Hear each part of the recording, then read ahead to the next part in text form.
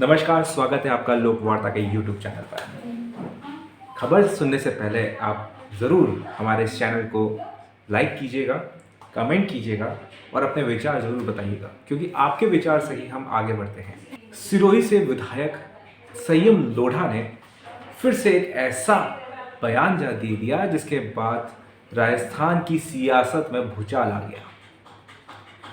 फिर पायलट को निशाना साधते हुए संयम लोढ़ा ने सीधे तौर पर कह दिया कि अगर सही तरीके से टिकट वितरण होता तो 2018 में कांग्रेस पूरी तरीके से बहुमत लेकर आती। कांग्रेस ने ऐसे लोगों को टिकट दे दिए जिनकी कोई धारा ही नहीं है, जिनका कोई अस्तित्व ही नहीं है। इन बातों से कहीं ना कहीं साफ तौर पर जाहिर होता है कि कांग्रेस के अंदर बगावत जो कि पिछले साल आई थी, उसके बाद जिस तरीके से निर्दलीय विधायकों ने और बसपा से जो कांग्रेस में शामिल हुए विधायकों ने सरकार को बचाया, अशोक गहलोत की सरकार को बचाया, उसके बाद से ही कहीं ना कहीं पायलट गुट के विधायक निशाने पर रहे हैं। भले ही मंत्रिमंडल विस्तार हो गया हो, पायलट के समर्थक विधायकों को मंत्री बना दिया गया हो, फिर भी पायलट और पायलट समर्थक विधायक निशाने पर आएंगे और आते रहेंगे। दरअसल प्रभारी महेंद्र चौधरी सिरोही दौरे पर थे। इस दौरान संयम लोढ़ा ने सीधे तौर पर सवाल किया कि क्या नेताओं ने भांग पीकर टिकट बांटे, जो उम्मीदवारों की जमानत जब्त हो गई। सीएम अशोक गहलोत के सलाहकार संयम लोढ़ा ने पिछले विधानसभा चुनाव में टिकट वितरण पर पार्टी के नेताओं पर बहुत सारे सवाल उठाए। उन्होंने जिला प्रभारी महेंद्र चौधरी की मौजूदगी में 2018 के चुनाव में कांग्रेस के टिकट वितरण और पार्टी पदाधिकारी बनाने की प्रक्रिया पर जमकर निशाना साधा। लोढ़ा ने कहा कि सिरोही और मारवाड़ जंक्शन ऐसी सीटें थी जहां कार्यकर्ता ने अपनी गलती को सुधार दिया और बीजेपी को हरवा दिया।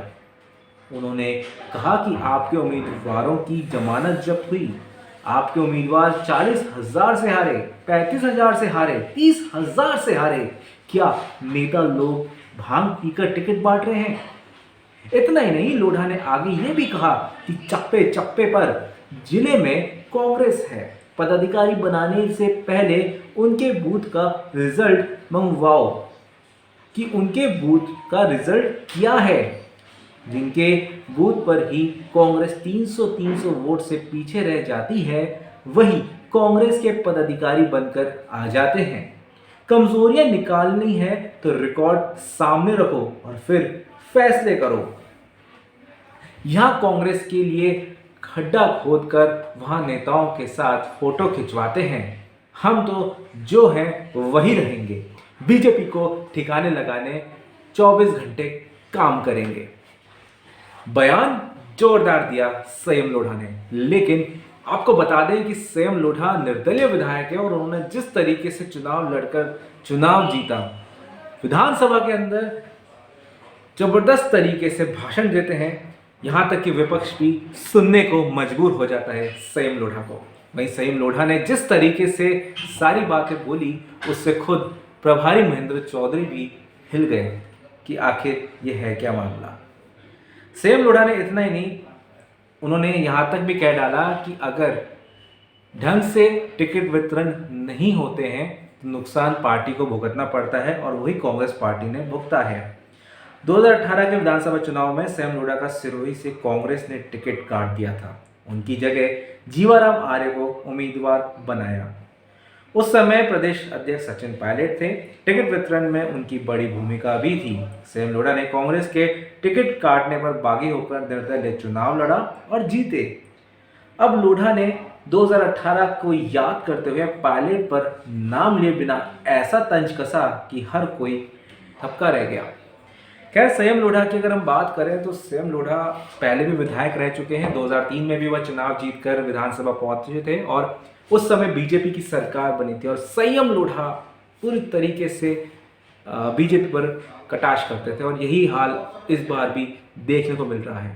संयम लोढ़ा ऐसा कोई मौका नहीं होता जब विपक्ष को मजबूर कर देते हैं।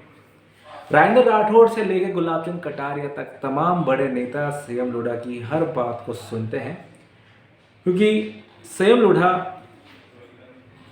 पूरी तरीके से अपनी बात को रखते हैं और उस चीज़ को समझाते हैं कि आखिर परेशानियां कहाँ आ रही हैं।